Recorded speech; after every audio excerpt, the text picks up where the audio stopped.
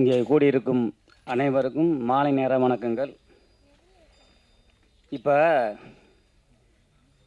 தமிழ்நாட்டில் முருங்கைத்தோப்பு அதிகமாகிக்கிட்டு இருக்கு.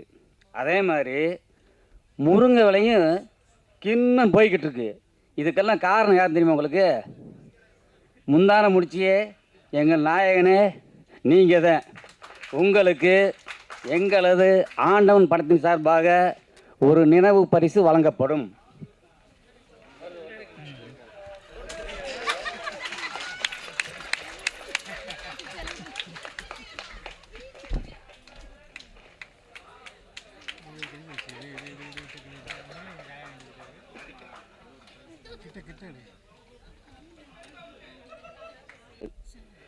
சினிமான சும்மாட்டு அதாவது திரையில் பார்த்துருப்போம், இல்லைன்னா டிவியில் பார்த்துருப்போம். அந்த ஆசையெல்லாம் எனக்கு இருந்ததே இல்லை. ஆனால் வந்ததுக்கு காரணம் ஒரே ஒரு காரணம் தான். அது என்ன காரணம்னா, எங்கள் கிராமத்தில் அருப்புக்கோட்டை பக்கத்தில் பொம்மைக்கோட்டை கரிசக்குளம் ஆகிய கிராமத்தில் பசுமை நண்பர் குழு அன்னு ஒரு இயக்கத்தை உருவாக்கி நான் பல நூற்றுக்கணக்கான மரங்களை உருவாக்கினேன். அந்த மரத்தை இன்றைக்கி மரங்களை உருவாக்கிட்டேன். அதுக்கு என்னுடைய நண்பர்கள் ரொம்ப உதவி செஞ்சாங்க.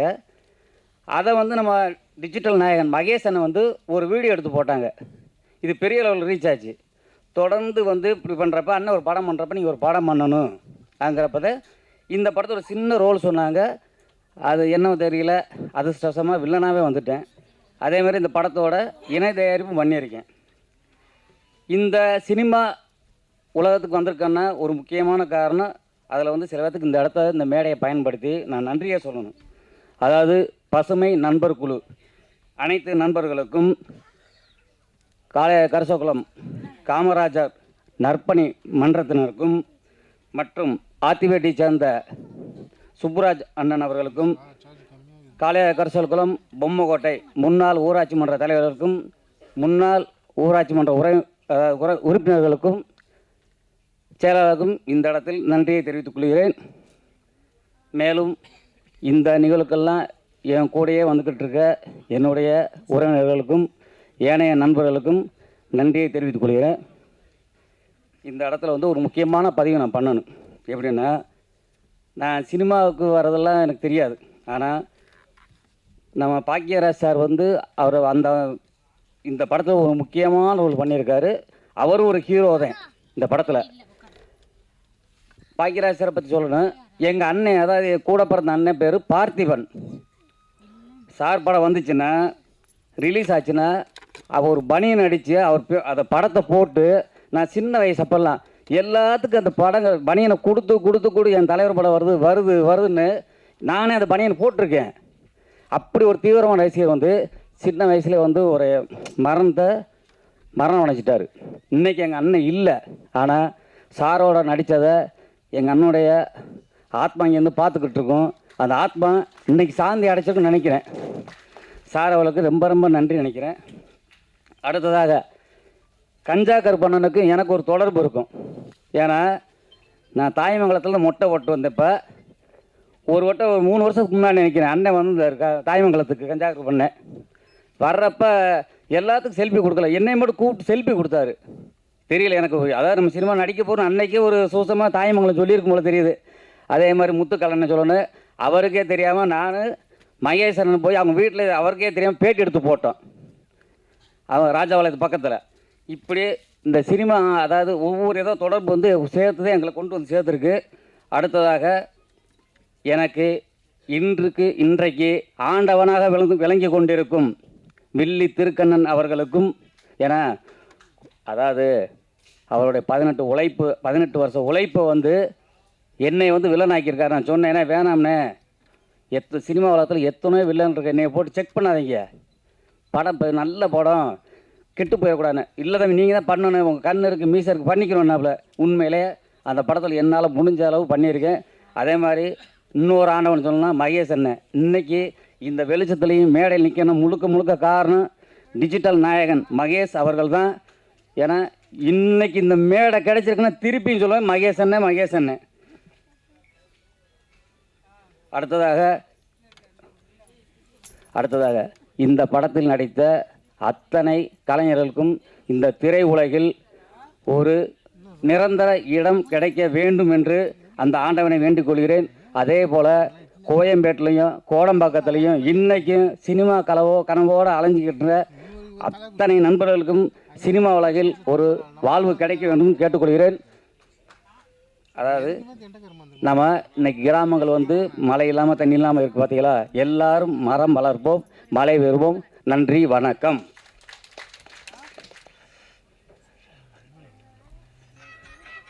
இங்கே வந்திருக்கும் அனைவருக்கும் வணக்கம். மேடையில் அமர்ந்திருக்கும் குருநாதர், ஏன்னா அவருக்கு எல்லாரும் பாக்யராஜ் சார் தான் அவர்கிட்ட நம்ம வேலையே செய்யட்டோம் மூலம் ஏகலை மாதிரி அவர் தான் நமக்கு குருநாதர். அவரோட படங்கள் தான் நமக்கு ஒரு பெரிய வழிகாட்டி.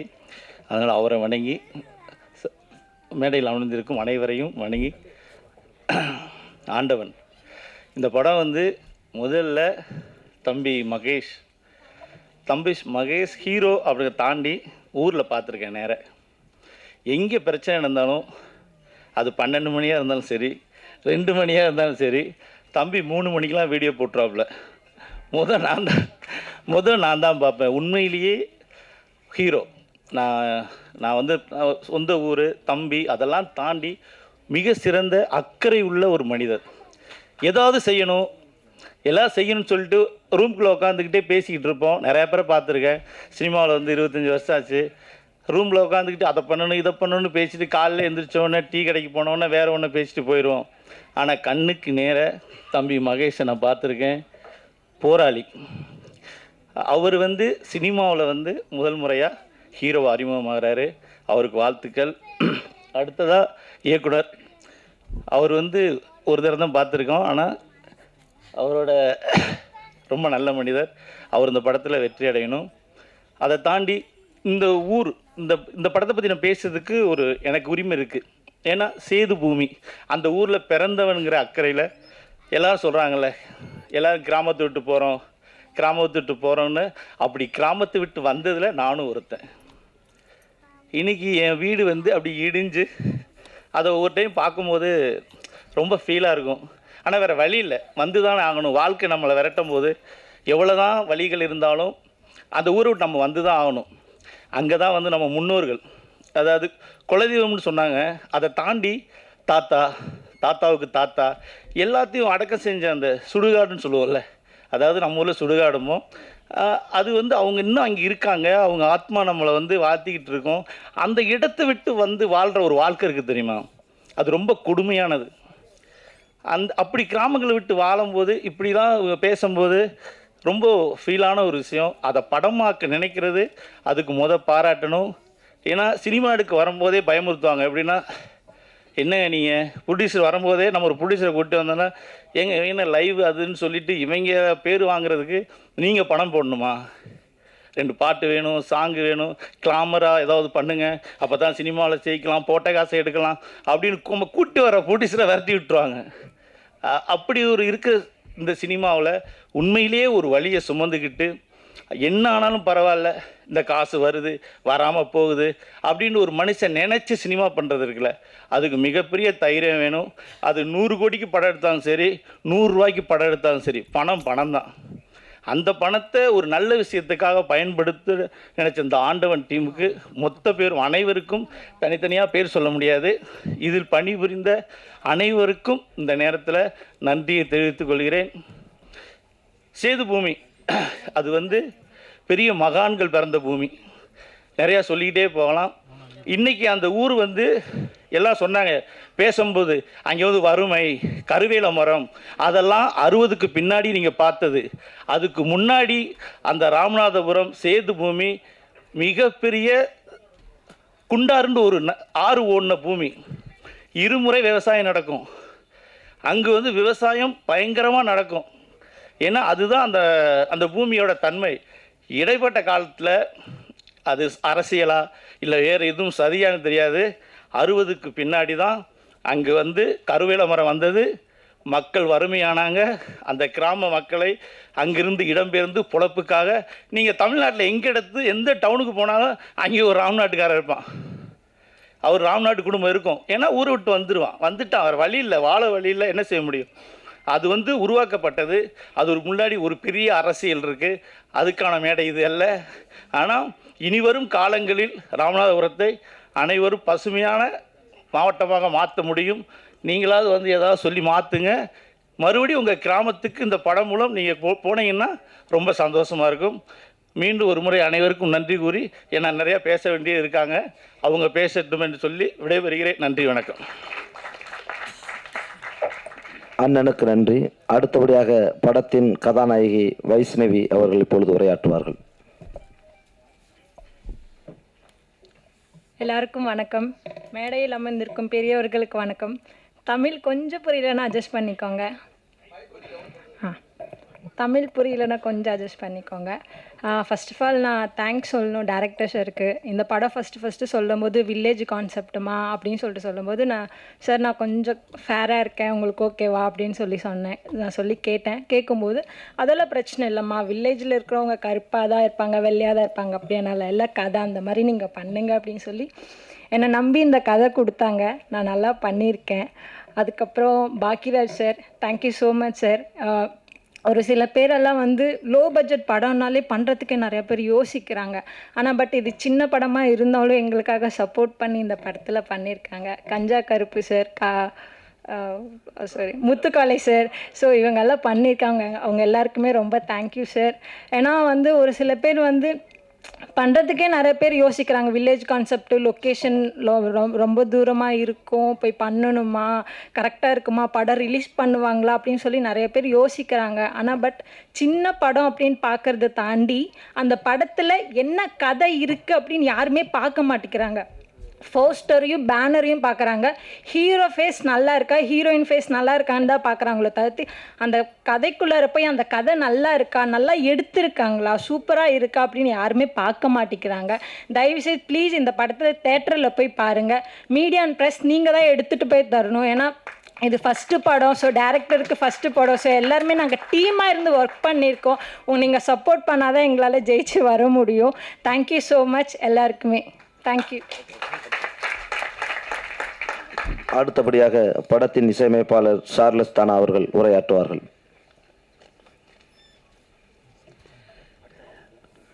ஆண்டோருக்கும் சான்றோருக்கும் என்னை போன்றோருக்கும் வணக்கம்.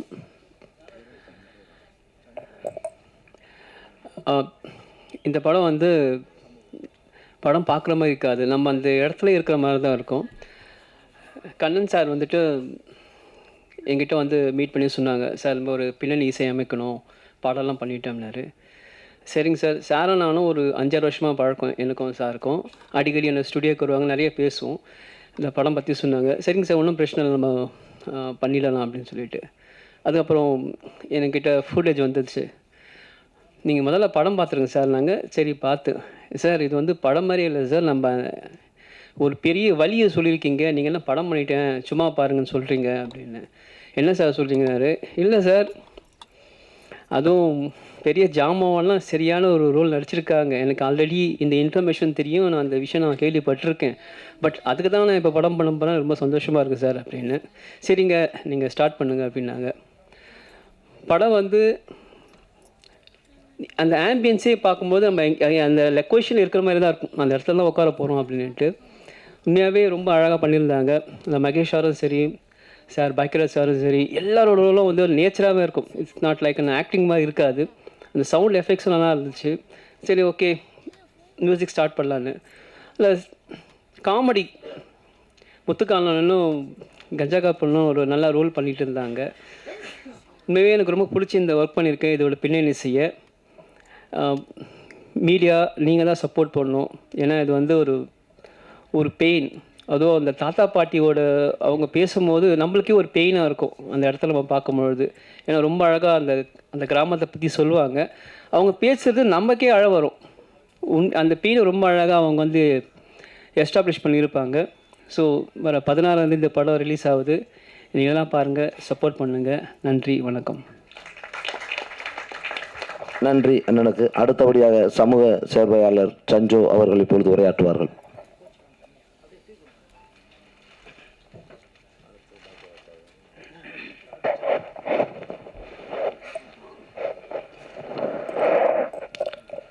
இந்த இந்த ஆண்டவன் திரைப்படத்துக்கு ட்ரெய்லர் வெளியீட்டு விழாவுக்கு வருகை புரிந்திருக்கின்ற வாங்க சினிமா பற்றி பேசலாம். அந்த புக்கு நான் வந்து நல்லா படிச்சிருக்கேன். பாக்கியா புக்கோட ரசிகன் நான். இந்த கேள்வி பதிலாம் பக்காவாக நிறைய அறிவார்ந்த தகவலை சொல்லுவார். அந்த கேள்வியை நம்ம என்ன பதில் சொல்ல முடியும் அப்படின்னு நினச்சிட்டு இருக்கிற மாதிரி இருக்கும். ரொம்ப எளிமையாக ஷார்ட்டாக புரிகிற மாதிரி பதில் சொல்லியிருப்பார். நான் ரொம்ப அதை வந்து ரசிச்சிருக்கேன். அதன் மூலமாக சில விஷயங்கள் பயணம் பண்ணியிருக்கேன். ஒரு சமூக ஆர்வலர், என் பேர் ஆம் ஆத்மி சஞ்சோன்னு சொல்லுவாங்க. இப்போ ஒரு தகவல் ஒன்று சொல்கிறேன், அது உங்களுக்கு பயன்படும்னு நினைக்கிறேன். சிங்கிள் பேரண்ட்டு அவருடைய குழந்தைகளுக்கு அரசாங்கம் மாதம் 4000 ரூபா படிக்கிறதுக்காக இன்றைக்கும் கொடுத்துட்ருக்காங்க. நிறைய பேருக்கு தெரிஞ்சிருக்காது.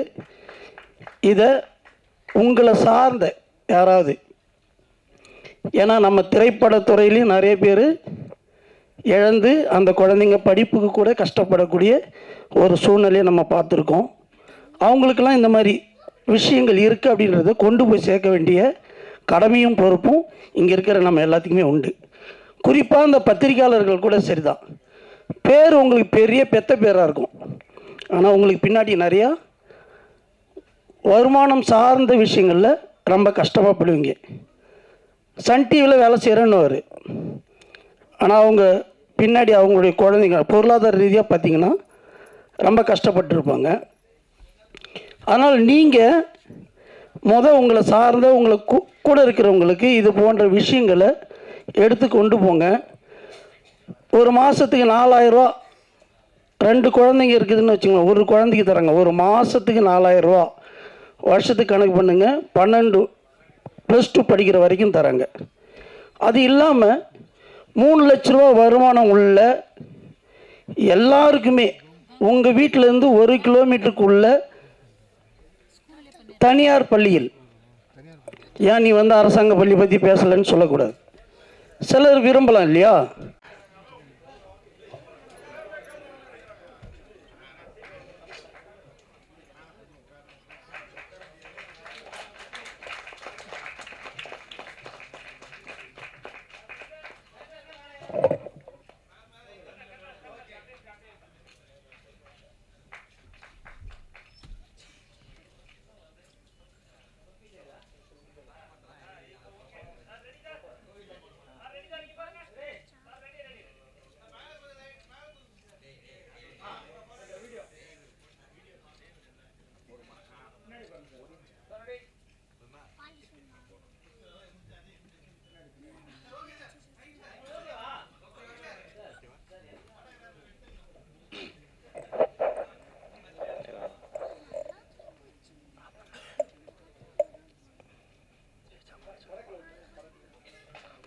படக்குழு நண்பர்கள் அனைவரும் மேடைக்கு வருமாறு வேண்டுகிறோம்.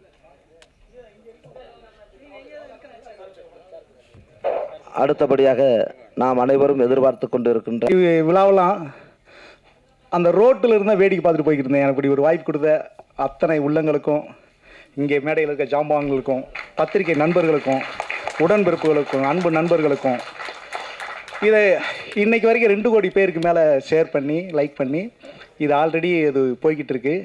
அதை ஷேர் பண்ண அத்தனை மகேஷோடைய நண்பர்கள் எல்லாருக்குமே ஃபஸ்ட்டு வணக்கத்தை சொல்கிறேன்.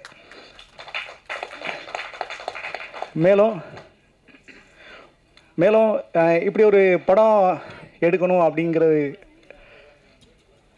எப்படி சொல்கிறேன்னு தெரியல, எல்லாமே புதுசாக இருக்குது. குடிப்போம்.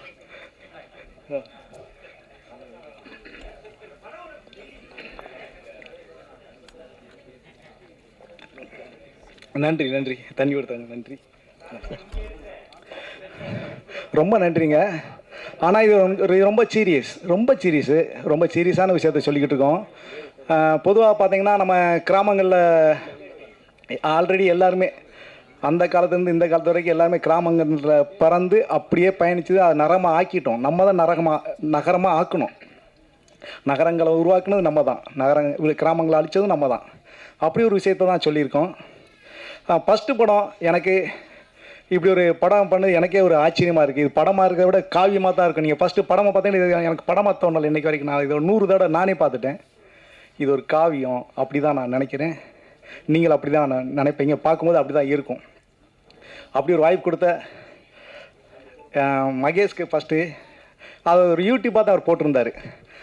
அந்த கதையை தான் நான் வந்து ரொம்ப எங்கள் ஐயா சொன்ன மாதிரி எனக்கு கதை ரொம்ப ஈஸியாக கிடச்சிச்சு. ரொம்பலாம் தேடலை, ஒன்றுமே பண்ணலை.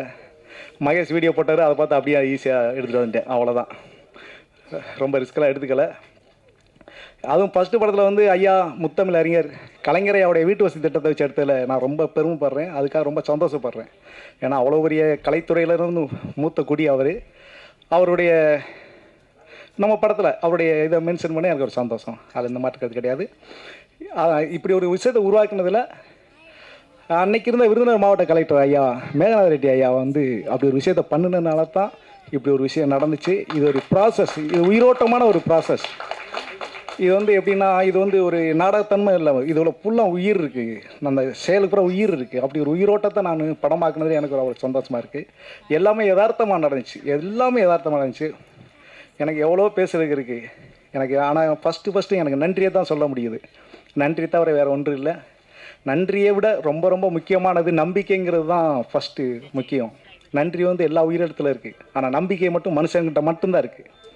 அந்த நம்பிக்கையோடு என்னை தேடி, என் அழைப்பை தேடி இவ்வளோ தூரம் பயணித்து நீங்கள் வந்தீங்க. அதுக்கு அத்தனை பேர் மறுபடியும் எத்தனை முறைன்னா கோடி முறை நான் நன்றியை சொல்லிக்கிறேன்.